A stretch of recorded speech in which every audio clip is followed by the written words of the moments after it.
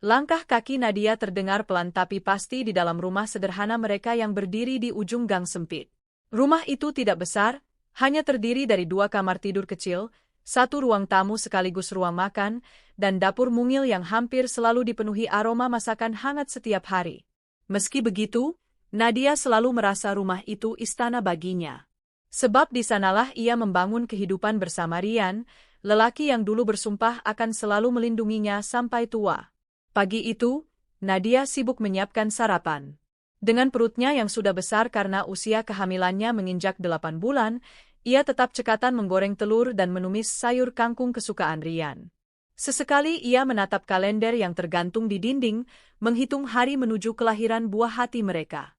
Hatinya penuh rasa bahagia sekaligus cemas. Ini akan menjadi anak pertama mereka. Ia tak sabar membayangkan akan menggendong bayi mungil hasil cinta mereka. Sayang, kamu nggak perlu repot-repot masak. Istirahat aja. Nanti aku bisa beli sarapan di warung, ujar Rian tiba-tiba dari belakang, membuat Nadia sedikit terlonjak. Pria itu mengenakan kemeja biru polos yang disetrika Nadia semalam, siap berangkat kerja. Nadia menoleh dengan senyum manis. Nggak apa-apa. Justru masak untuk kamu itu bikin aku semangat. Lagian nanti kalau anak kita lahir, dia juga pasti senang kalau lihat kita makan masakan ibu, kan? Rian hanya tertawa kecil, lalu meraih tangan Nadia, menuntunnya duduk. Ia berjongkok, menatap lekat perut besar Nadia dengan penuh kasih. Kedua tangannya mengelus lembut perut itu, seakan ingin memastikan anak mereka baik-baik saja. Papa sayang kamu, nak. Kamu cepat lahir ya, biar papa bisa ajak main bola, bisik Rian, disusul kecupan di perut Nadia. Hati Nadia berdesir hangat. Melihat perhatian Rian seperti ini, semua rasa pegal dan sakit pinggangnya seakan lenyap. Ia merasa begitu dicintai. Hari-hari berlalu dengan manis. Setiap malam sebelum tidur, Rian akan mengusap perut Nadia, mengajak bicara bayi mereka. Nadia selalu mengamati wajah suaminya yang tampak begitu bahagia, kadang ia bahkan tak kuasa menahan tangis haru. Mereka juga sering merancang nama untuk anak mereka. Jika laki-laki, akan diberi nama Rafa, yang berarti sosok penolong. Jika perempuan, akan dinamai Raisa, supaya kelak tumbuh menjadi perempuan penuh harapan. Semua terasa sempurna. Suatu sore, Nadia mengajak Rian masuk ke kamar kecil yang sedang ia siapkan untuk bayi mereka. Dinding kamar itu baru saja dicat kuning muda. Di pojok sudah ada ranjang bayi kayu yang dibeli dari hasil mereka menabung bersama. Bagus kan, Yan? Nanti kalau sudah lahir, dia bisa tidur di sini. Aku juga sudah cuci semua baju-baju bayi, kata Nadia, matanya berbinar penuh antusias. Rian memeluk Nadia dari belakang, kepalanya bersandar di pundak istrinya. Bagus banget. Kamu memang istri yang luar biasa. Aku janji nanti kita bakal terus bareng-bareng rawat dia. Kata-kata Rian membuat Nadia semakin yakin, ia akan menjalani kehidupan rumah tangga yang panjang dan indah bersama Rian. Ia bahkan mulai merancang rencana menabung lagi agar nanti bisa membeli sepeda kecil saat anak mereka berumur 3 tahun. Semua tampak seperti mimpi yang menyenangkan. Namun sejak 2 minggu terakhir, Nadia mulai merasa ada yang berbeda. Rian kerap pulang larut malam, alasannya selalu lembur karena proyek di kantor sedang banyak. Nadia tentu mengerti, sebab pekerjaan Rian sebagai kontraktor bangunan kadang memang menuntut waktu lebih. Tapi entah kenapa, Rian sekarang lebih sering menatap layar handphone dengan wajah yang sulit dibaca. Bahkan saat Nadia duduk di sampingnya, Rian langsung mematikan layar ponselnya. Handphonenya kenapa dimatikan? Tanya Nadia pelan suatu malam, saat mereka duduk bersama di ruang tengah sambil minum teh. Ah, nggak apa-apa.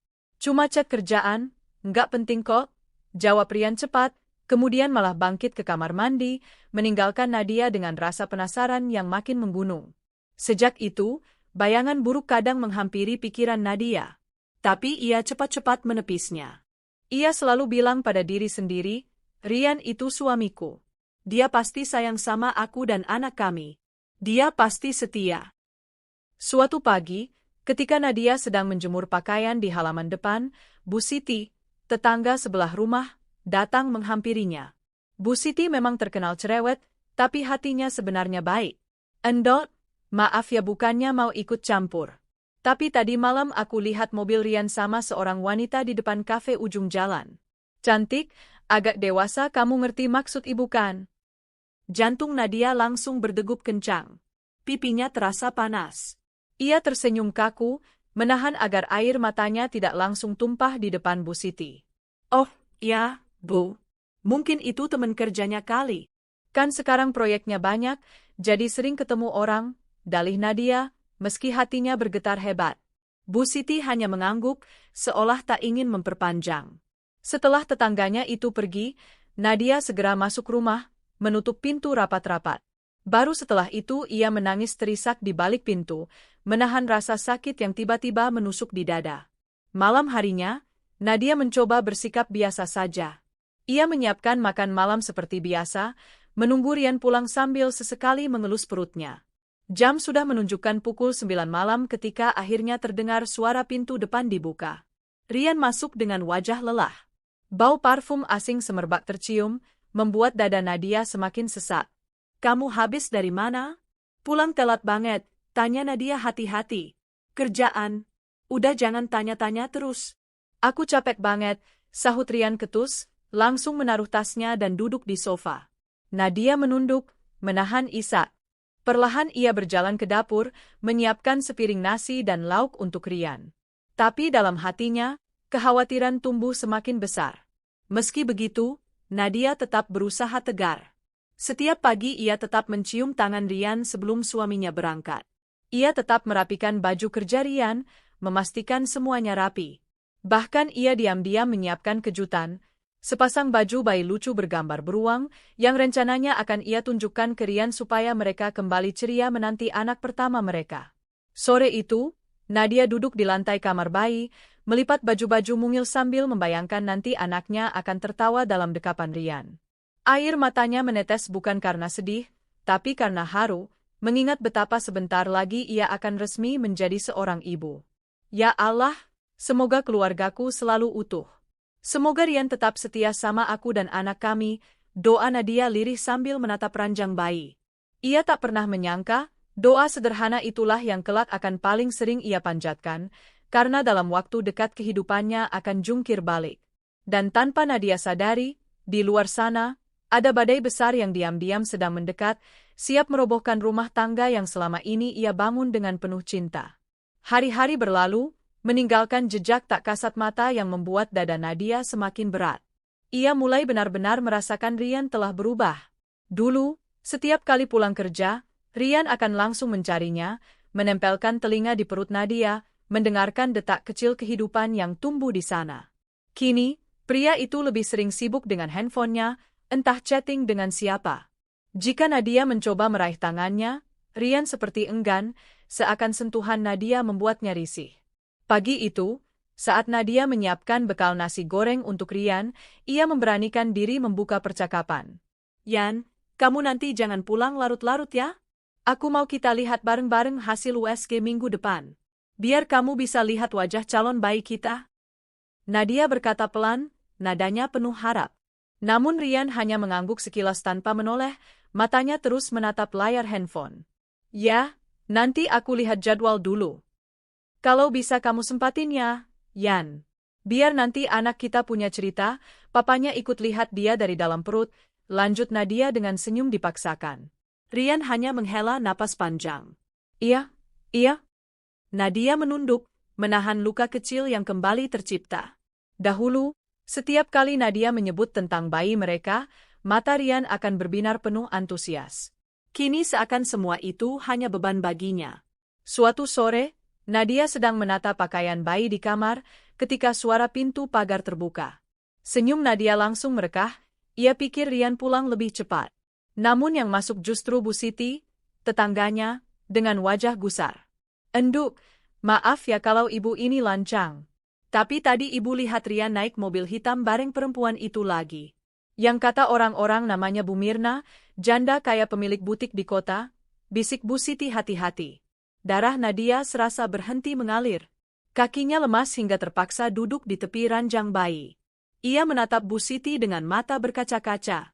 Bu, ibu yakin itu Rian? Mungkin orang lain? Bu Siti menghela napas. Ibu ngerti kamu pasti nggak mau percaya.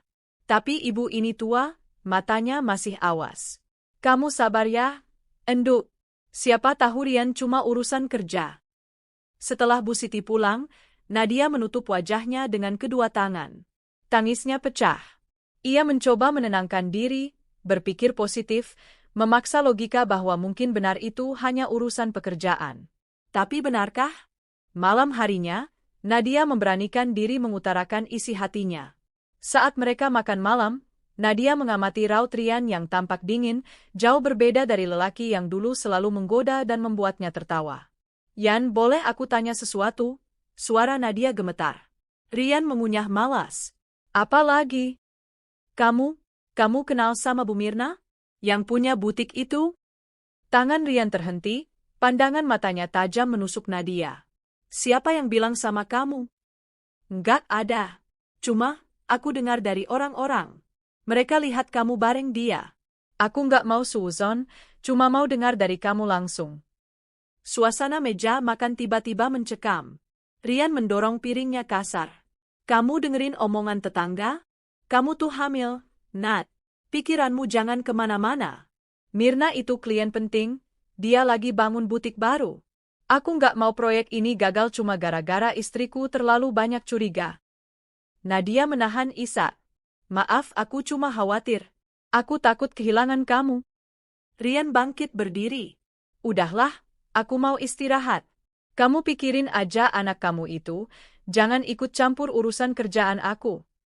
Nadia hanya bisa memandangi punggung Rian yang menjor. Dulu, setiap ia menangis, Rian akan langsung memeluknya, menghapus air mata.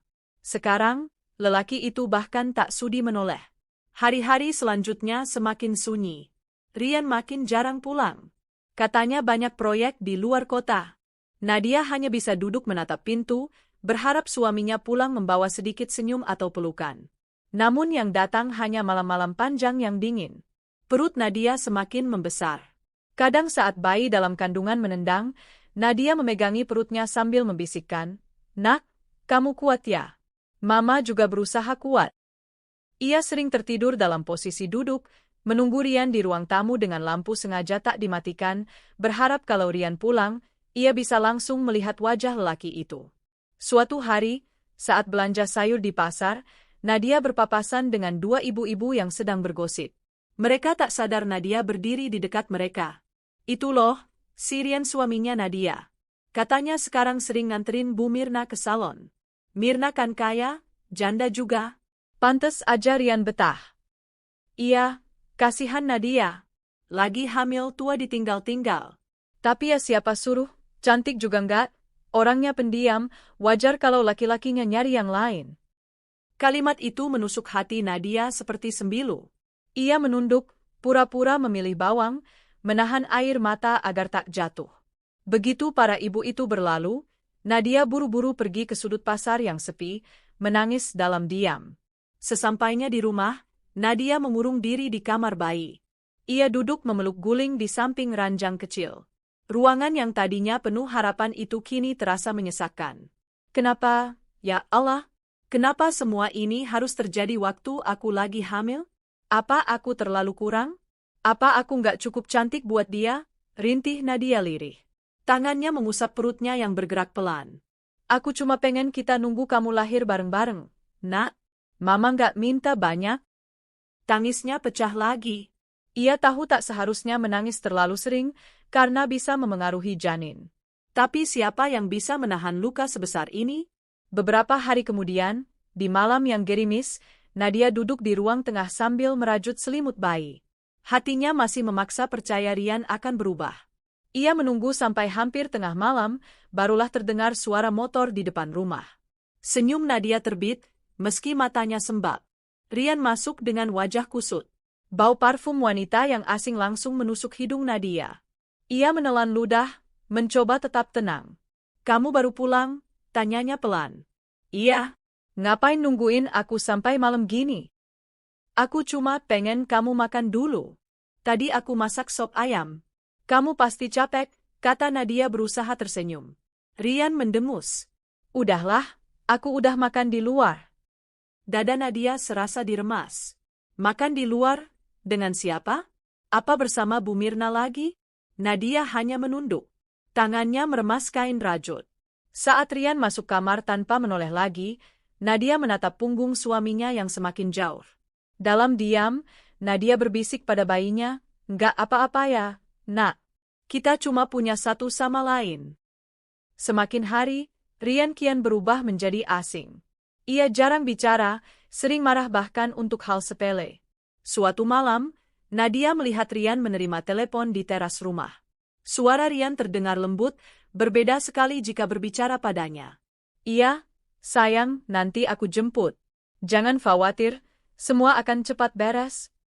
Nadia merasa dadanya sesak, hampir tak bisa bernapas. Kata, "Sayang," itu seperti pisau yang menusuk langsung ke jantungnya. Keesokan paginya, Nadia duduk lama sekali di tepi ranjang, menatap setumpuk baju bayi yang sudah ia siapkan. Tiba-tiba semua itu terasa pahit.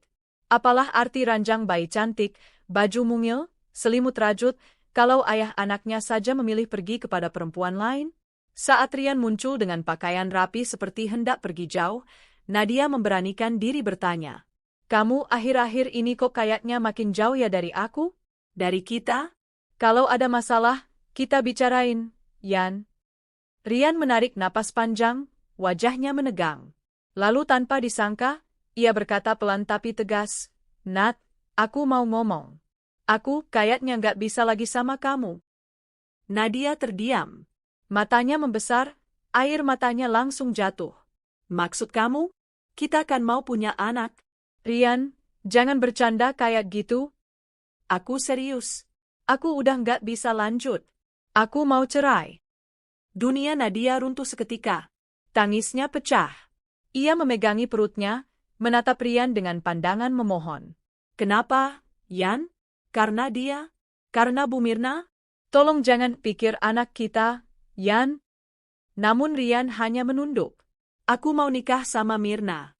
Dia udah ngajak aku mulai hidup baru. Aku capek hidup miskin, Nat." Kata-kata itu seperti palu godam yang menghantam dada Nadia.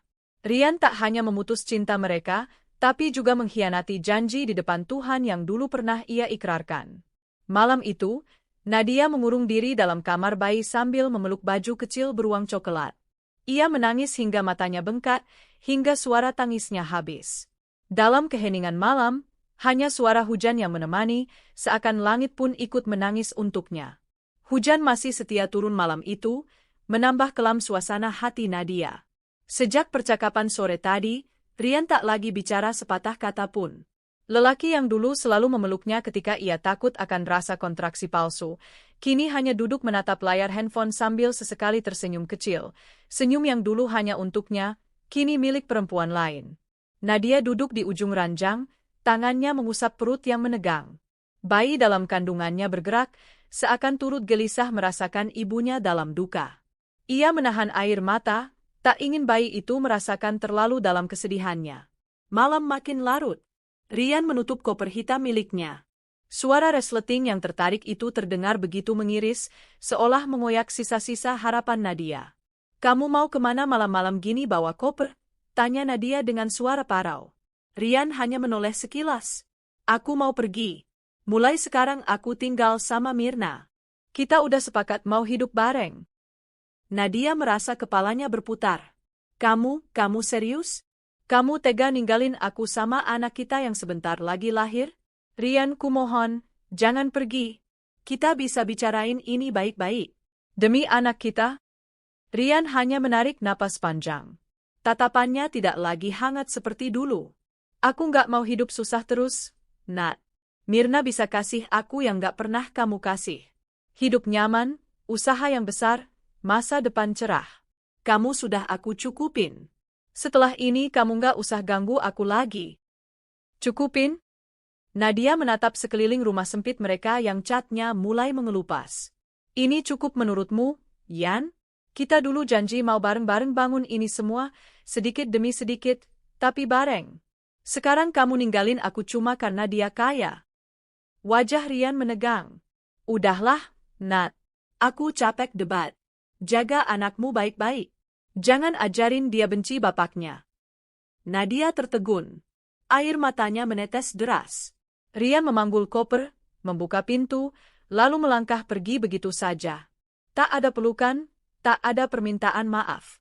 Hanya suara hujan yang mengiringi kepergiannya, membiarkan Nadia merosot jatuh ke lantai, memeluk perutnya sambil terisak.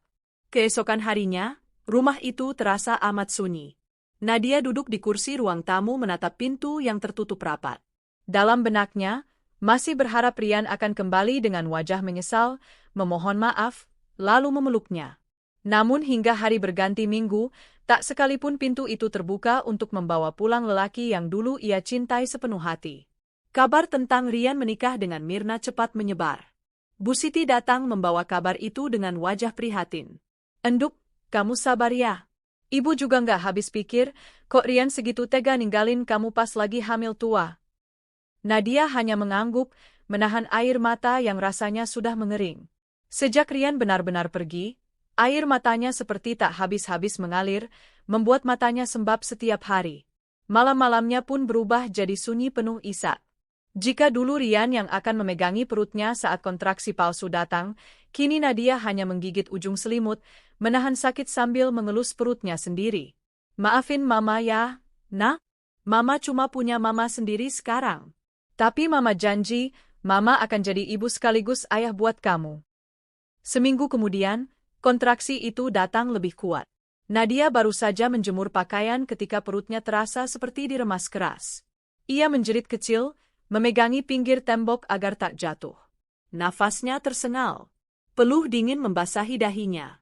Ia bergegas masuk rumah, mengambil napas panjang, mencoba mengingat teknik pernapasan yang diajarkan bidan. Namun sakitnya datang lagi, lebih hebat. Kakinya gemetar, nyaris roboh. Dengan susah payah, ia meraih handphone dan menelpon ibunya di kampung. "Bu, kayaknya aku mau lahiran sakit banget." Suara ibunya di ujung sana terdengar panik tapi berusaha tenang. "Sabar ya, Enduk. Ibu sama Pak D mau ke sana sekarang." Tak lama, ibunya tiba bersama Pak D. Wajah tua ibunya menampakkan rasa cemas mendalam, tapi langsung merangkul Nadia penuh kasih. "Ayo, Enduk. Kita ke bidan. Kamu kuat ya, demi cucumu." Sepanjang jalan ke rumah bidan, Nadia menggenggam tangan ibunya erat-erat. Sakitnya seperti mengguncang seluruh tubuhnya, namun ia terus mengulang dalam hati, "Untuk kamu, Nak, Mama harus kuat." Proses persalinan berjalan panjang dan melelahkan. Nadia menggigit handuk kecil yang diberikan bidan, menahan teriakan.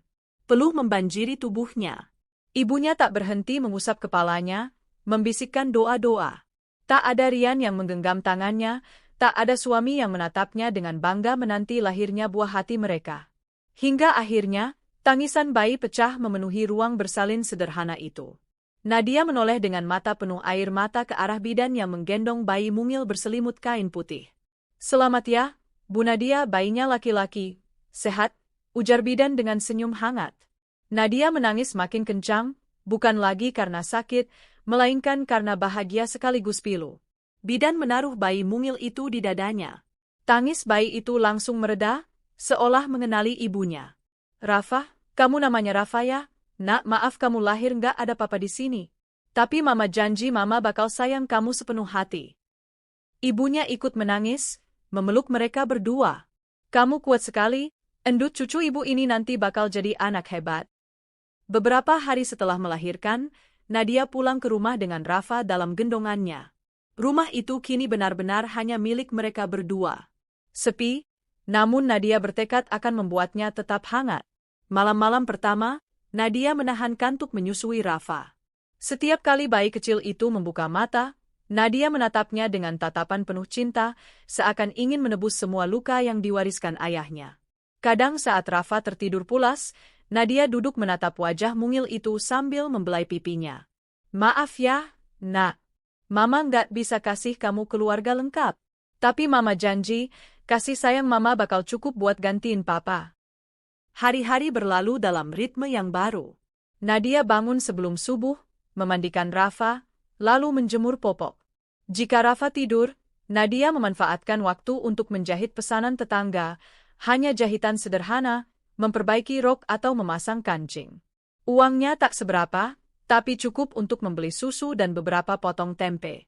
Kadang, saat malam tiba dan lelah menyergap, Nadia hanya bisa duduk di samping ranjang bayi, menggenggam tangan Rafa yang mungil. Lihat kan, nak? Kita bisa kok hidup tanpa papa. Kamu cukup sehat, cukup makan, nanti juga cukup bahagia. Mama janji. Suatu sore, ketika Rafa sudah berumur 1 bulan, Bu Siti datang menjenguk membawa sekantong belanjaan. Enduk, ini ibu bawain beras sama telur dikit. Buat kamu sama Rafa. Jangan ditolak ya. Nadia terharu, memeluk Bu Siti. Makasih banget, Bu. Saya nggak tahu lagi harus bilang apa. Udah, kamu kuat aja. Kamu harus sehat demi Rafa. Anak ini nanti bisa jadi yang ngangkat derajat kamu.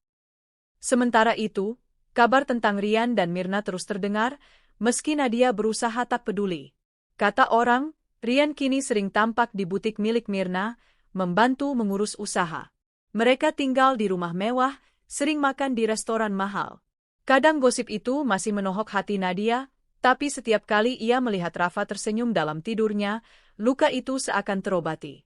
Kalau kamu besar nanti, nak, kita tunjukin ke dunia kita bisa bahagia tanpa dia, bisik Nadia suatu malam. Namun jauh di dalam hatinya, Nadia tetap menyimpan luka dalam yang tak mudah sembuh. Kenangan saat Rian mengusap perutnya, mencium keningnya, membuat daftar nama bayi bersama, semua itu kini hanya potongan masa lalu yang pahit. Tapi Nadia menolak menyerah. Ia memilih menjalani hidup, menatap ke depan. Karena sekarang ia tak lagi sendiri. Ada Rafa yang membutuhkan seluruh kekuatan dan cintanya. Dan meski tubuhnya lelah, meski matanya sering sembab, hati Nadia perlahan mulai belajar menerima. Belajar menjadi ibu tangguh yang siap menghadapi apapun, demi senyum anaknya. Hari-hari setelah melahirkan terasa berjalan lambat, penuh rasa sakit di tubuh, namun juga hangat di hati Nadia. Luka jahitan pasca persalinan masih sering perih, membuatnya sulit duduk lama. Tapi setiap kali mendengar Rafa menangis, semua rasa sakit itu sirna. Ia segera bangkit, menggendong bayi mungilnya yang masih merah, menatap wajah Rafa yang polos, seakan seluruh dunia berhenti hanya untuk mereka berdua. Kadang di malam hari saat Rafa tertidur pulas, Nadia akan menatap lekat wajah anaknya, menghitung jemari kecilnya, mengelus kepala yang masih halus tanpa banyak rambut. Maaf ya, nak. Mama belum bisa kasih kamu rumah besar, baju bagus, atau mainan mahal. Tapi Mama janji, Mama akan kasih kamu semua cinta Mama. Sampai habis nyawa Mama. Air mata Nadia menetes, tapi bukan hanya karena sedih. Ada rasa syukur yang tak terucapkan, bahwa meski ditinggal ayah Rafa, Tuhan masih mempercayakannya untuk merawat anak yang begitu sempurna. Perlahan waktu berjalan, Rafa semakin besar. Usianya menginjak 2 bulan, tubuhnya mulai berisi meski belum semontok bayi-bayi lain. Setiap kali Rafa bisa menggenggam jarinya lebih erat atau menatap wajahnya dengan mata bening, dada Nadia terasa penuh. Luka hatinya sedikit demi sedikit terobati oleh tingkah polos Rafa. Namun di balik itu, persoalan hidup mulai menampakkan wajah. Tabungan Nadia menipis. Sisa uang dari Rian yang dulu diberikan sebelum pergi, nyaris habis untuk biaya persalinan, beli susu formula karena ASINya sempat seret saat awal-awal, dan kebutuhan harian. Sementara biaya listrik, air, belanja dapur terus berjalan. Nadia tertegun suatu malam menatap dompetnya yang hanya berisi lembaran receh. Hatinya dicekam rasa takut. Bagaimana nanti kalau Rafa butuh susu lagi? Atau kalau ia jatuh sakit, bagaimana membawanya ke dokter? Keesokan paginya, Nadia duduk lama menatap Rafa yang tidur.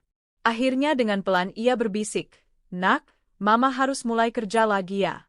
Supaya nanti kamu tetap bisa minum susu dan makan bubur kalau sudah besar." Ia lalu berdiri, membuka lemari pakaian, mengeluarkan mesin jahit tua warisan ibunya. Mesin itu dulu dipakai ibunya menjahit baju-baju tetangga. Kini, Nadia berharap benda itulah yang akan menolong mereka bertahan hidup. Ia mulai menawari tetangga jasa permak pakaian. Ada yang minta celana dipendekkan, ada rok yang perlu dijahit ulang pinggangnya, ada kemeja bolong diminta ditambal. Hasilnya memang tak seberapa. Kadang sehari hanya dapat Rp5.000, tapi Nadia tetap bersyukur. Alhamdulillah, buat beli setengah liter beras juga nggak apa-apa. Yang penting kita tetap makan, nak, bisiknya saat menimang Rafa. Namun tak berhenti di situ. Satu malam saat Rafa sudah lelap, Nadia duduk di lantai dapur, menyiapkan adonan risoles dan pisang coklat. Tangannya bergerak lincah, menggulung adonan, lalu menyusunnya rapi dalam wadah. Pagi buta ia bangun, menggoreng satu persatu, lalu menaruhnya di rantang besar. Dengan Rafa digendong kain jarik di dada, Nadia berjalan menyusuri ganggang, menawarkan dagangannya dari pintu ke pintu. Bu, ini risolesnya masih hangat, pisang coklatnya juga baru banget digoreng. Kadang ada yang membeli 2 atau 3, kadang hanya bilang, lain kali ya, Mbak. Meski kakinya pegal, pundak rasanya remuk menahan beban Rafa yang makin berat, Nadia tak pernah mengeluh. Setiap uang hasil jualan masuk ke genggaman tangannya, senyumnya mengembang. Lumayan buat beli sabun sama gula. Nanti kita bisa bikin teh manis sore-sore ya, nak, katanya sambil mengecup kepala Rafa. Hari demi hari, rutinitas itu terus berulang. Pagi menjahit, siang menyiapkan adonan, sore keliling jualan. Kadang malamnya ia masih harus membenahi jahitan. Saat Rafa rewel minta digendong, Nadia menahan rasa kantuk sambil berjalan mondar-mandir dalam rumah sempit mereka, menimang dengan nyanyian pelan meski suaranya parau. Boboklah sayang, boboklah Rafa, besok mama bawa kamu lihat sawah. Air matanya sering jatuh diam-diam. Bukan karena menyesali hidup, tapi karena rasa haru. Betapa Tuhan masih memberinya kekuatan untuk terus berdiri, meski dulu ia pikir dirinya tak akan sanggup hidup tanpa Rian. Tetangga sekitar lama-lama iba melihat perjuangan Nadia. Mereka mulai sering memesankan Nadia menjahit seragam sekolah anak-anak mereka. Kadang Bu Siti juga memborong risoles meski jelas tak mungkin dimakan sendiri. Kamu tabung dikit-dikit ya, Enduk. Siapa tahu nanti Rafa sakit, nggak repot, pesan Bu Siti. Nadia hanya mengangguk, menahan haru. Dalam hati, ia merasa sungguh beruntung masih dikelilingi orang-orang baik, meski suaminya sendiri memilih perempuan lain. Suatu hari, Rafa yang sudah berusia 6 bulan mendadak demam tinggi. Tubuhnya panas menyala, matanya sayu. Nadia panik bukan main. Ia segera membasahi handuk kecil, mengompres dahi Rafa. Sepanjang malam ia tak tidur, hanya duduk memeluk Rafa yang gelisah. Ya Allah, tolong jangan ambil anakku. Biar aku saja yang sakit, asal Rafa sehat. Ketika pagi datang dan panas Rafa belum juga turun, Nadia menggendongnya berjalan kaki ke puskesmas terdekat. Tangannya gemetar saat menyerahkan uang Rp15.000, sisa uang jualannya kemarin, untuk biaya periksa. Dokter berkata Rafa hanya panas karena tumbuh gigi. Nadia menghela napas lega, hampir lemas saking syukurnya. Sepulang dari sana, ia memeluk Rafa lebih erat, menciumi pipinya berkali-kali. Kamu jangan sakit-sakit lagi ya, nak. Kamu satu-satunya alasan mama kuat hidup. Hari-hari berikutnya, Nadia makin gigih bekerja. Ia bahkan mencoba menitipkan dagangan di warung dekat jalan raya, berharap laku lebih banyak. Malam-malamnya masih diisi dengan menjahit, sementara Rafa tidur beralaskan kain tipis di sampingnya. Kadang saat menjahit, Nadia memandang Rafa yang terlelap, lalu tersenyum. Kamu tahu nggak, nak? Kalau dulu papa kamu yang duduk di sini nemenin mama. Dia yang minta mama cepetan selesai jahitnya, biar kita bisa tidur bareng. Tapi sekarang mama cuma punya kamu. Dan kamu udah cukup banget. Sementara itu kabar tentang Rian sesekali masih terdengar. Konon Mirna sering mengajak Rian liburan keluar kota. Foto-foto mereka muncul di status WhatsApp mantan teman kerja Rian yang juga kenal Nadia. Saat tetangga ingin bergosip, Nadia hanya menahan senyum, menolak mendengar lebih jauh. Buat apa aku tahu? Hidup dia udah bukan urusan aku lagi, katanya tegar. Dalam hatinya tentu masih terasa ngilu, tapi semakin hari Nadia belajar bahwa kebahagiaan tak lagi bergantung pada kehadiran Rian. Ia punya Rafa, anak yang lahir dari rahimnya, darah dagingnya sendiri, yang setiap pagi menyapanya dengan senyum tanpa dosa. Satu sore, Nadia duduk memangku Rafa di teras kecil rumah mereka. Matahari hampir tenggelam, langit memerah cantik. Rafa menepuk-nepuk pipi Nadia, tertawa kecil. Nadia tertawa balik, menciumi tangan Rafa. Kamu lucu banget, nak. Kalau nanti kamu gede, kamu harus sekolah yang pinter ya. Mama mau lihat kamu pakai seragam SMP, SMA, Sampai kuliah. Rafa hanya balas meracau, tangannya mencoba meraih hidung Nadia. Suasana sederhana itu, suara cicak, aroma tanah basah, tawa kecil Rafa, semuanya membuat Nadia merasa kaya raya. Lebih kaya daripada Mirna sekalipun. Saat malam tiba dan Rafa sudah tertidur, Nadia menulis di buku kecilnya. Buku itu semacam diari sederhana. Halaman-halamannya penuh dengan doa-doa. Ya Allah, tolong beri aku kesehatan supaya bisa terus bekerja. Lindungi Rafa. Jadikan dia anak baik, sabar, penuh kasih. Kalau aku nanti nggak ada, jangan biarkan dia merasa sendiri. Jangan biarkan dia merasa tidak dicintai. Tangisnya jatuh di halaman itu. Tapi setelah selesai menulis, Nadia selalu merasa lebih ringan. Karena dia tahu, hidupnya kini bukan tentang dirinya sendiri lagi. Semua tentang Rafa. Hari-hari Nadia mungkin tak indah menurut ukuran banyak orang. Rumahnya masih sempit, bajunya itu-itu saja. Namun dalam kesederhanaan itu, ada cinta tulus yang bertumbuh. Setiap tetes keringat yang mengucur saat menjahit, saat berjalan keliling menjajakan gorengan, adalah bentuk cinta paling murni seorang ibu. Nadia kini bukan lagi istri manja yang menunggu kepulangan suami. Ia telah menjelma menjadi perempuan kuat, seorang ibu yang siap menerjang badai demi anaknya. Dan ia tak menyesali apapun. Waktu terus berjalan, tak peduli luka di hati Nadia yang belum sepenuhnya sembuh. Hari berganti bulan, bulan merangkak menjadi tahun. Kini Rafa sudah berusia 3 tahun. Bocah kecil itu lincah, pipinya cabi, matanya bulat penuh rasa ingin tahu. Setiap kali melihat Rafa berlari-lari kecil di halaman sempit depan rumah mereka, Nadia merasa seluruh kerja kerasnya terbayar. Pagi itu, Rafa bangun lebih pagi. Dengan suara cadelnya, ia memanggil Nadia yang sedang menjemur cucian. Rafa mau susu.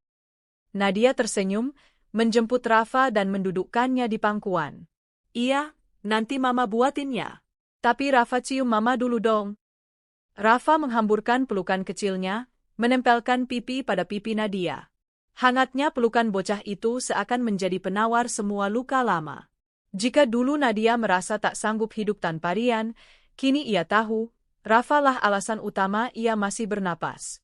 Kehidupan mereka pelan-pelan mulai lebih tertata. Usaha kecil Nadia menjahit sudah lumayan ramai. Tetangga sering memesan seragam sekolah, jilbab bordir, bahkan gamis sederhana. Dari hasil sedikit demi sedikit, Nadia bisa membeli mesin jahit bekas yang lebih bagus. Tak perlu lagi memukul pedal berkali-kali supaya jarum bergerak. Kadang ketika orderan ramai menjelang lebaran, Nadia bisa lembur sampai larut malam. Bahkan usaha risoles dan pisang coklatnya juga makin diminati. Ada warung di ujung jalan yang mau menampung dagangannya setiap hari. Pemilik warung bilang, kalau dagangan Mbak Nadia yang paling cepat habis. Rasanya enak, harga pas. Setiap mendengar pujian seperti itu, hati Nadia menghangat. Rasanya Tuhan seperti sedang menghiburnya setelah sekian lama disiram ujian. Suatu sore, saat Nadia sibuk membungkus pesanan seragam SD, Rafa berlari masuk membawa sesuatu di tangannya. Nafasnya terengah-engah karena habis bermain. Mama? Mama, lihat Rafa nemu kupu-kupu, katanya riang, memperlihatkan kupu-kupu coklat kecil yang hinggap di telapak mungilnya. Nadia berhenti menjahit, mengelus kepala Rafa lembut. Bagus banget, nak. Tapi nanti kupu-kupunya mati kalau terus dipegang. Lepasin aja ya, biar dia bisa terbang pulang ke rumahnya. Rafa mengerutkan dahi sejenak lalu mengangguk. Dengan hati-hati ia membuka telapak tangannya, membiarkan kupu-kupu itu terbang. Nadia menatap Rafa dengan mata basah. Betapa anak ini tumbuh begitu baik meski hanya diasuh seorang ibu tanpa kehadiran ayah. Dalam diam ia berdoa, semoga nanti Rafa juga mau melepas hal-hal yang memang bukan miliknya, tanpa merasa kehilangan terlalu dalam. Namun, hidup tak selalu mulus meski rezeki perlahan membaik. Luka lama terkadang muncul lagi seperti hantu, mengganggu ketenangan Nadia. Seperti hari itu, ketika Bu Siti datang dengan kabar yang membuat dadanya berdegup keras. Enduk, ibu tadi ketemu temennya Mirna di pasar. Katanya Rian tuh sekarang bangkrut. Usaha butiknya kena tipu, katanya rumah mewahnya juga udah dijual. Nadia menelan ludah. Oh gitu ya, Bu? Iya. Ibu sampai mikir, Apa nanti dia datang lagi nyari kamu? Lhawong dia kan dulu pergi pas kamu susah, sekarang dia yang susah. Nadia hanya menunduk, mencoba menata hatinya. Jujur saja, hatinya masih getir mengingat bagaimana dulu ia ditinggal di saat paling rapuh. Namun sekarang pikirannya berbeda. Dalam hati ia berkata, kalaupun dia datang lagi, itu bukan urusan cinta atau balas dendam. Hidupku udah cukup dengan Rafa. Aku nggak mau buka luka lama. Beberapa hari kemudian, ketika sedang menjahit, tiba-tiba terdengar ketukan di pintu. Nadia mengintip dari sela tirai. Degup jantungnya seketika melonjak. Itu Rian. Ia tampak jauh berbeda dari terakhir kali dilihat Nadia bertahun lalu. Rian kini lebih kurus, wajahnya pucat. Pakaian yang dipakainya lusuh, jauh dari kesan mapan yang dulu ia pamerkan bersama Mirna. Dengan ragu, Nadia membuka pintu. Assalamualaikum, sapa Rian pelan. Waalaikumsalam, jawab Nadia singkat. Ada jeda panjang. Rian menatap sekitar, menatap rumah yang dulu ia tinggalkan demi mengejar kehidupan mewah bersama Mirna. Nat, apa kabar? Kamu Nadia menahan napas. Alhamdulillah sehat. Ada apa, Yan? Rian menunduk, terlihat kikuk. Aku mau ketemu Rafa. Boleh ya? Nadia menatapnya tajam. Luka yang dulu ia pendam dalam-dalam seperti mencuat lagi ke permukaan. Namun ia menghela napas panjang, lalu memanggil Rafa. Rafa, sini nak. Rafa berlari keluar, menatap Rian bingung. Mama, itu siapa? Nadia menunduk, menatap Rafa lembut. Itu, Papa, nak. Rafa hanya diam, menatap lelaki asing itu lama. Tak ada rasa antusias, hanya rasa penasaran. Rian terlihat canggung, mencoba mengulurkan tangan. Halo, Raf, sini sama papa. Namun Rafa malah bersembunyi di balik rok Nadia. Bocah itu tak mengenal ayahnya, karena memang sejak lahir hingga kini, semua cinta, semua perhatian, hanya datang dari ibunya. Setelah pertemuan canggung itu, Rian pamit. Tak ada kata permintaan maaf, tak ada penjelasan panjang. Hanya pandangan menyesal yang terus menatap Nadia. Dalam hati Nadia merasa lega, juga sedih. Lega karena ia tahu luka masa lalu tak perlu dibuka lagi. Sedih karena Rian kini menuai apa yang dulu ia tanam. Malamnya, Nadia memeluk Rafa lebih erat dari biasanya. Mama janji, kamu gak akan pernah mama tinggalin, nak. Kehidupan berjalan lagi. Berkat kebaikan Bu Siti dan beberapa tetangga, Nadia sering dapat pesanan kue untuk acara hajatan. Ia mulai berani menerima orderan bolu kukus, kue talam, kadang diminta buatkan nasi kotak. Modalnya kecil. Ia bahkan pernah pinjam 20.000 ke Bu Siti untuk beli santan dan telur, tapi saat untung, ia cepat-cepat mengembalikan. Rezeki kamu halal, enduk. Ibu senang lihat kamu gigih, kata Bu Siti tersenyum. Nadia hanya menitikkan air mata. Tuhan sungguh maha baik. Dulu ia kira hidupnya akan tamat setelah Rian pergi.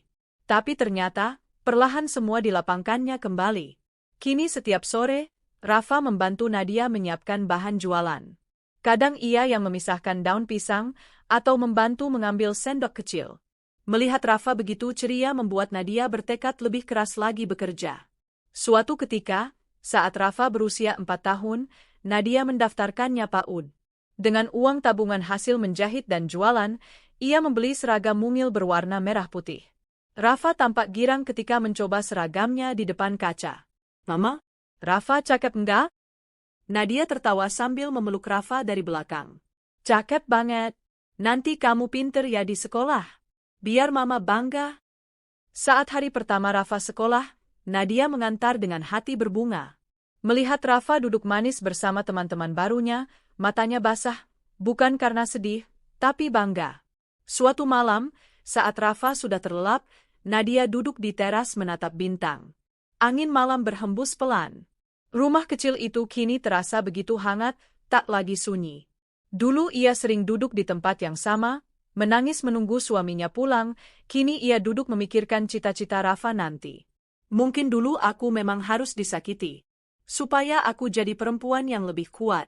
Supaya aku tahu, aku bisa bertahan meski ditinggal, gumam Nadia. Ia lalu memeluk dirinya sendiri, tersenyum. Beberapa waktu kemudian, kabar tentang Rian terdengar lagi. Katanya ia sering mabuk, usahanya gagal, ditinggal Mirna yang ternyata hanya butuh hartanya. Nadia hanya menghela napas. Tak ada lagi dendam dalam hatinya. Hanya rasa kasihan. Semoga dia juga dapat jalan terbaik. Aku sudah cukup bahagia dengan Rafa, batinnya. Karena kini, kebahagiaan Nadia tak lagi ditentukan siapa yang memegang tangannya. Tapi siapa yang menatapnya dengan mata penuh cinta setiap bangun tidur, dan itu adalah Rafa. Waktu terus berjalan seperti anak panah yang tak pernah menoleh ke belakang. Rafa kini sudah duduk di kelas 2 SD. Bocah itu tumbuh tinggi, kulitnya kecoklatan terbakar matahari karena sering bermain bola bersama teman-temannya. Matanya yang bundar selalu memancarkan semangat yang tak habis-habis.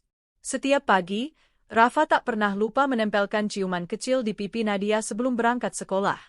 "Assalamualaikum, Mama." "Rafa berangkat dulu ya," katanya sambil merapikan topi merahnya. Nadia menatapnya dengan mata berbinar. "Waalaikumsalam, Nak. Hati-hati ya di jalan. Jangan lupa baca doa." Hati Nadia selalu meleleh setiap kali Rafa menoleh dari gerbang, melambaikan tangan, sebelum berlari mengejar teman-temannya. Dalam hati Nadia berbisik syukur yang tak habis-habis. Anak yang dulu ia lahirkan sendirian dalam tangis, kini menjadi sumber kekuatan terbesarnya. Usaha kecil Nadia juga semakin stabil. Mesin jahit bekasnya kini sudah diganti dengan mesin jahit baru yang dibeli secara kredit. Ia bahkan punya lemari kaca kecil di teras rumah, tempat memajang dagangan kue basah. Tetangga dan ibu-ibu sekitar sering mampir membeli. Kadang Nadia harus begadang semalaman menyelesaikan pesanan. Kalau menjelang hari raya, orderan baju seragam dan kue bisa mengular. Tapi Nadia tak pernah mengeluh. Semua lelahnya terbayar setiap melihat Rafa makan lahap atau tertawa lepas. Suatu siang, ketika sedang merapikan pola baju pesanan, Rafa pulang dengan wajah sumringah. Di tangannya ada sebuah piala plastik berwarna emas. Napasnya tersengal karena berlari dari sekolah. Mama, lihat deh. Rafa juara 1 lomba baca puisi, teriaknya bangga. Nadia yang kaget langsung berdiri, memeluk Rafa erat. "Masya Allah, Rafa, hebat banget kamu, Nak." Guru bilang Rafa suaranya paling jelas sama gerakannya paling semangat, ujar Rafa dengan mata berbinar, masih menggenggam pialanya seperti harta karun. Air mata Nadia menetes tanpa bisa dibendung. Ia mengelus kepala Rafa berkali-kali. "Terima kasih ya, Nak, sudah bikin Mama bangga. Mama tuh nggak butuh apa-apa lagi, asal kamu terus jadi anak baik kayak gini." Rafa mengangguk, lalu duduk di pangkuan Nadia sambil memeluk piala kecilnya. Sore itu terasa begitu hangat, meski hanya duduk di teras rumah sederhana.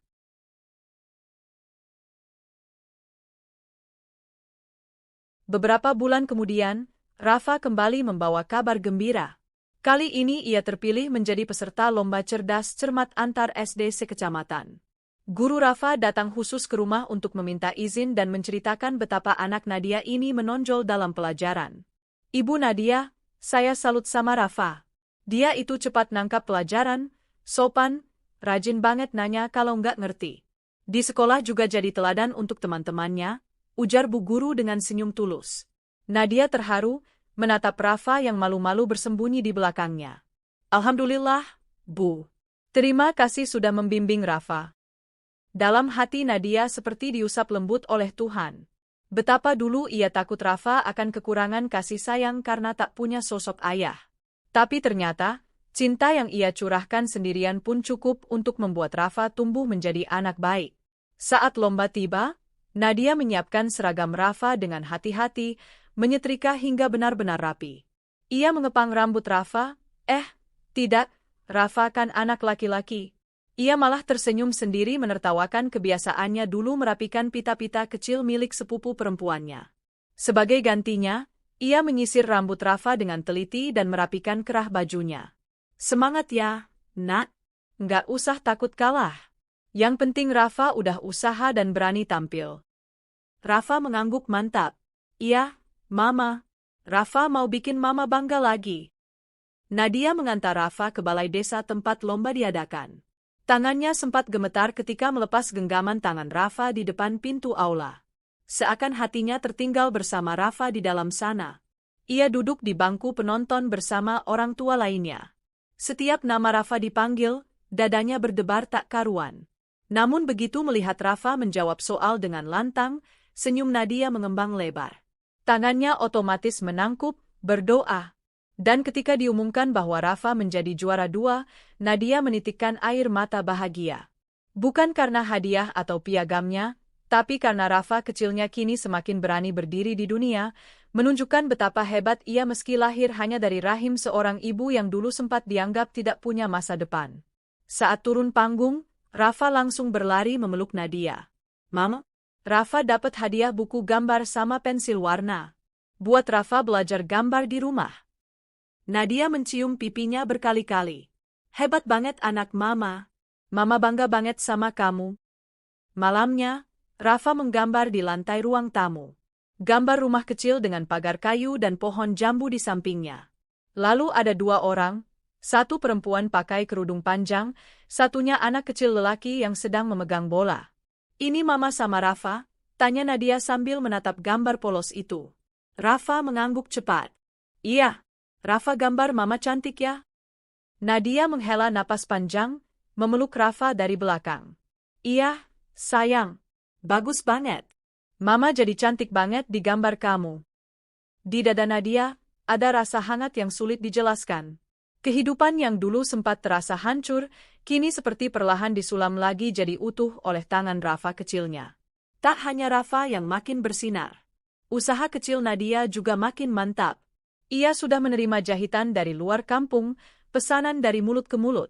Bahkan ada ibu-ibu pengajian dari kampung sebelah yang datang khusus meminta dijahitkan seragam kelompok.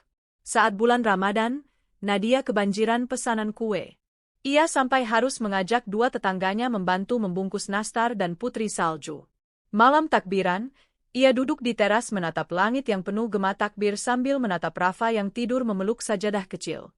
"Alhamdulillah ya Allah, dulu aku pikir aku nggak akan kuat hidup sendiri.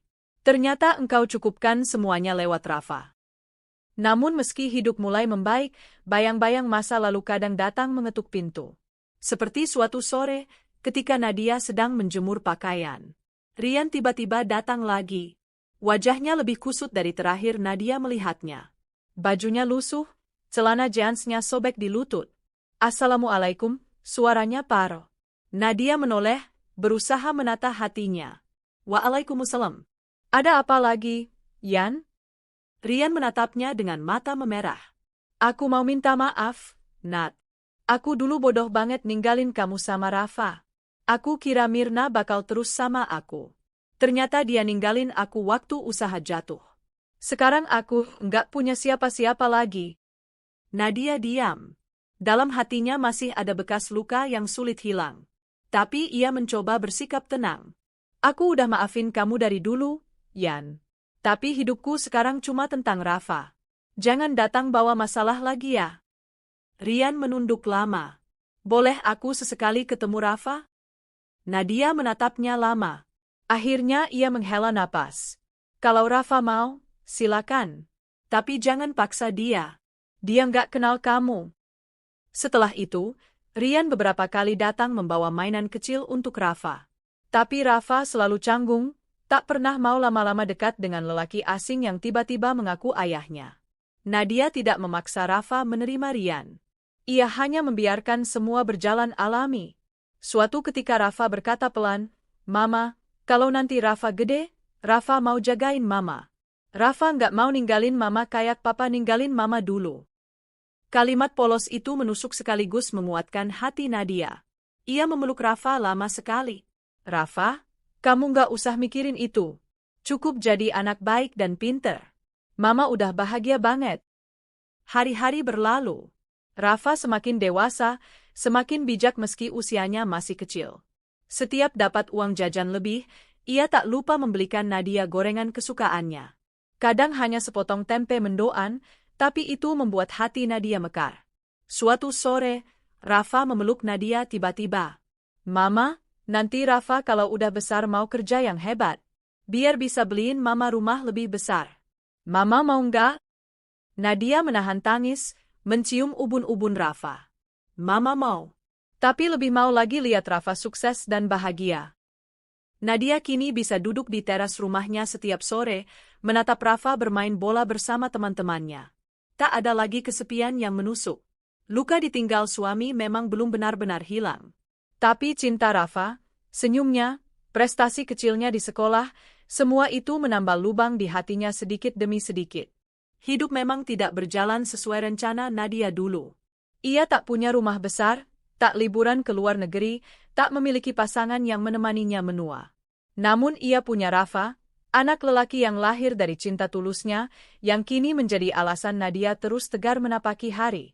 Dan setiap malam, saat menatap wajah Rafa yang terlelap, Nadia selalu membisikkan doa yang sama. Ya Allah, jagalah anakku, bahagiakan dia, jauhkan dia dari kesakitan yang pernah aku rasakan. Jika suatu hari kau ambil aku lebih dulu, jadikan dia tetap merasa dicintai. Tahun demi tahun terus melesat pergi, meninggalkan segala kenangan pahit dan manis di belakang. Rafa kini bukan lagi bocah kecil yang lari menjemput kupu-kupu. Usianya sudah 22 tahun, tubuhnya tegap, wajahnya bersih mirip sekali dengan Nadia muda dulu, hanya saja dengan sentuhan tegas seorang lelaki dewasa. Sejak SMA, Rafa sudah menunjukkan bakat luar biasa dalam belajar. Ia selalu ranking atas, sering mewakili sekolahnya lomba debat, olimpiade matematika, sampai menulis artikel di surat kabar lokal. Berkat prestasi itu, Rafa diterima kuliah di perguruan tinggi negeri favorit di kota besar, dengan beasiswa penuh. Waktu pertama kali Rafa pamit berangkat kuliah, Nadia hanya bisa memeluknya erat. Ia menghirup bau anaknya dalam-dalam, menahan air mata. Kamu hati-hati ya di sana, nak. Jangan lupa sholat, jangan lupa makan. Kalau ada apa-apa langsung kabarin mama. Rafa menunduk mencium tangan ibunya, lalu memeluk Nadia lama sekali. Rafa janji nggak akan bikin mama khawatir. Rafa kuliah sungguh-sungguh biar nanti bisa banggain mama. Masa 4 tahun kuliah Rafa terasa panjang sekaligus cepat. Nadia menjalani hari-harinya di rumah yang kini lebih lapang. Usahanya menjahit masih terus berjalan, meski kini tak seramai dulu karena sebagian waktu Nadia dihabiskan untuk ikut pengajian, membantu mengurus majelis ta'lim ibu-ibu kampung. Kadang malam-malam sunyi, Nadia duduk di ruang tamu menatap foto Rafa saat wisuda SMA, mengenang masa-masa saat Rafa kecil dulu merengek minta susu, atau tertidur memeluk gambar-gambar coretannya. Masya Allah, ternyata waktu memang cepat sekali ya. Rafa, dulu kamu masih kecil banget, sekarang sudah jauh merantau, gumam Nadia, menitikkan air mata haru. Suatu hari, Rafa pulang membawa kabar menggembirakan. Ia dinyatakan diterima bekerja di sebuah perusahaan multinasional di Jakarta. Gajinya cukup besar, lebih dari cukup untuk menabung masa depan. Nadia hanya bisa memeluk Rafa sambil menangis. "Oh, Mama bangga banget sama kamu, nak. Dulu Mama cuma bisa bayangin kamu sekolah tinggi, kerja bagus, sekarang Allah kasih semua itu ke kita." Rafa mengusap air mata ibunya. "Semua karena Mama, Ma. Kalau Mama dulu nggak banting tulang, nggak sabar nahan sakit sendirian, Rafa nggak akan bisa kayak sekarang." Beberapa bulan bekerja, Rafa mulai rutin mengirim uang untuk Nadia. Rumah kecil mereka perlahan direnovasi.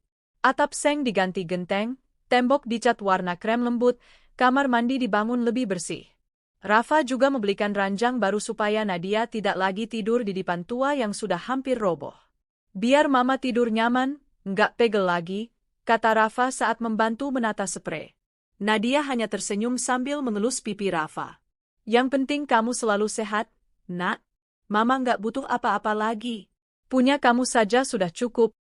Tapi Rafa tak berhenti di situ.